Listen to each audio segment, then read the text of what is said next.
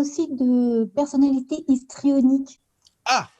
Alors, j'adore faire ça, traduire d'une Bible à l'autre, et notamment là, de la psychanalyse à la psychiatrie. En gros, donc effectivement, le mot névrose, on le retrouve plus en psychiatrie depuis très longtemps.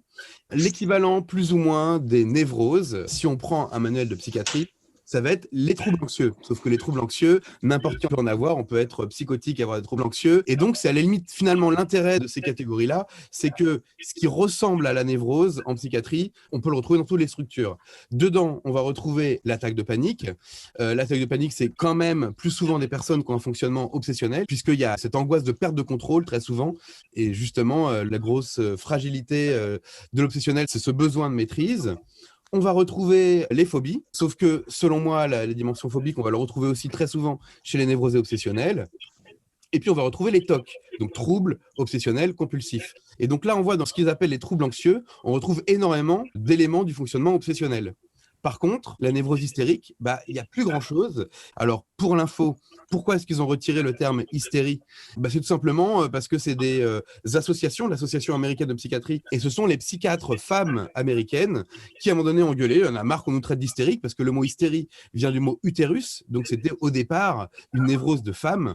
Si ma mémoire est bonne, au départ, c'était l'idée que l'utérus remontait dans le corps, je crois. Il se baladait, ouais. Ouais, c'est ça. Donc, les psychiatres féministes américaines ont dit, il y en a marre, on va retirer l'hystérie. Et donc, ils l'ont enlevé. Ils ont même proposé à un moment donné une espèce de trouble de la personnalité misogyne. Bon, finalement, ils ne l'ont pas gardé. Mais du coup, qu'est-ce que ça devient l'hystérie? Effectivement, la catégorie qui est la plus proche de l'hystérie, c'est la personnalité histrionique. Sauf que c'est plus dans les troubles névrotiques, mais dans les troubles de la personnalité. Donc, les troubles de la personnalité, en gros, ce sont des fonctionnements, aussi bien les pensées, les émotions, les croyances, qui sont en décalage par rapport à ce qui est attendu dans la société. En fait, dans les troubles de la personnalité, il y a 3 groupes. Le groupe A, avec la personnalité schizoïde, la personnalité stéréotypique et la personnalité paranoïaque. Donc ça, c'est le groupe A, et ça ressemble un peu à la structure psychotique. Ensuite, dans le groupe B, on va avoir la personnalité borderline, personnalité narcissique, la psychopathie, personnalité antisociale, et la personnalité histrionique. Et donc, tout ça, là, si on regarde ces catégories, ce sont des déclinaisons d'état limite. Et bizarrement, la personnalité histrionique, et je peux vous lire les symptômes, alors je crois qu'ils l'ont enlevé dans le DSM-5, c'est une espèce d'état limite hystérique. Et c'est là où je trouve ça intéressant, parce que c'est plus du tout une névrose. Et effectivement, c'est dérivé de l'hystérie. Et donc, je vais vous lire rapidement les symptômes de la personnalité histrionique. Ça va me dire, comme en témoignent 5 des manifestations suivantes, donc 5 sur 8. Et les 8, c'est 1. Le sujet est mal à l'aise dans les situations où il n'est pas au centre de l'attention d'autrui. 2. L'interaction avec autrui est souvent caractérisée par un comportement de séduction sexuelle inadapté ou une attitude provocante. 3. Expression émotionnelle superficielle et rapidement changeante. Pareil, on est à fond dans l'hystérie. 4. Utilise régulièrement son aspect physique pour attirer l'attention sur soi.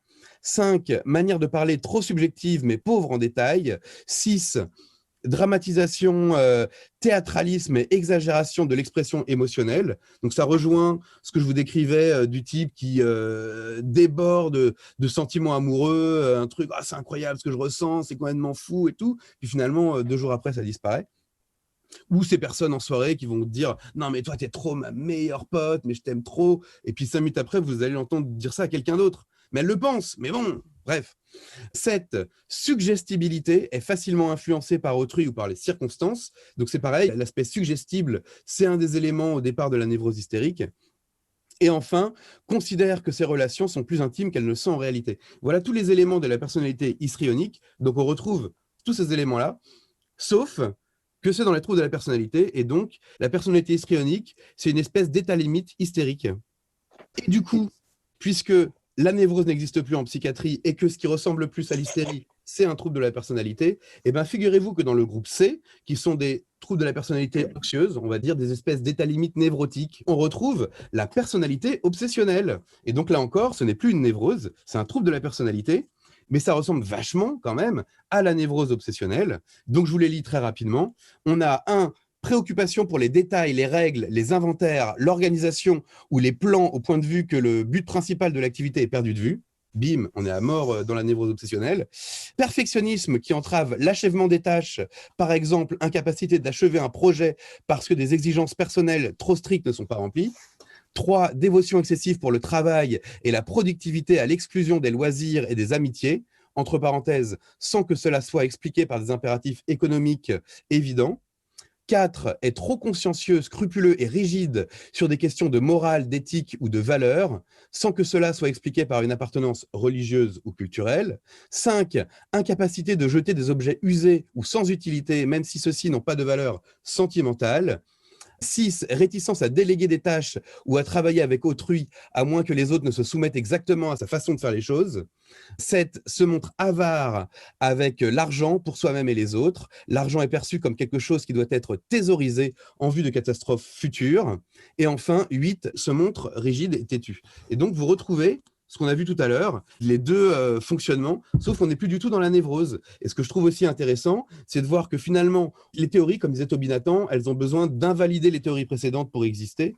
Donc, la psychiatrie, à un moment donné, a eu besoin de s'éloigner de la psychanalyse, et chaque nouvelle version du DSM s'éloigne un petit peu plus en virant tous les termes perversion, névrose, hystérie.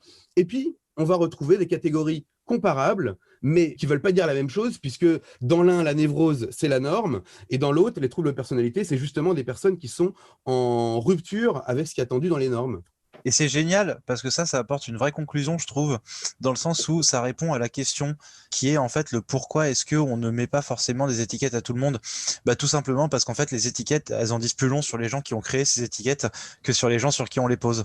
Et c'est ça qui est vraiment très important, c'est de comprendre que finalement, l'étiquette, elle n'est que issue d'une théorie et que derrière la théorie, il y a un humain ou plusieurs et que finalement, c'est pour ça que ça sert à rien de poser des étiquettes étant donné qu'elles peuvent changer en fonction de l'époque, de la culture ou des choses comme ça. C'est pour ça que vous pouvez vous intéresser aussi à la CFTMEA, la classification française des troubles mentaux de l'enfant et de l'adolescent, qui est une classification en fait tirée des théories analytiques que je trouve vachement pertinente et surtout en correspondance avec la CIM-10 plus qu'avec le DSM-5. Là, il y a la toute dernière version qui est sortie en octobre 2020, dans la 6e édition. Voilà, moi je trouve que c'est génial et j'aime beaucoup me servir de cette classification-là.